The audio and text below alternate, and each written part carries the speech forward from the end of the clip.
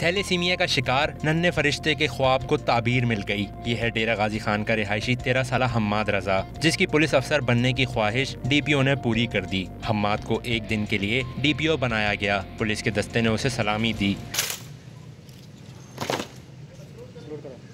خواہش پوری ہونے پر حماد نے ڈی پی او کا شکریہ ادا کیا۔ بچپن کی خواہش تھی کہ پولیس افسر بنوں اور ڈی پی او کے ڈی جی خان کے شکریہ ادا کرنا چاہتا ہوں، آج بن گیا۔ بیٹے کو پولیس افسر کی وردی میں دیکھ کر والد کی خوشی بھی دیدنی تھی۔ اسد سرفراز نے حماد کو ڈی پی او کی کرسی پر بٹھا کر خود ایک دن کے لیے بطور ایڈیشنل ڈی پی او فرائض انجام دیے۔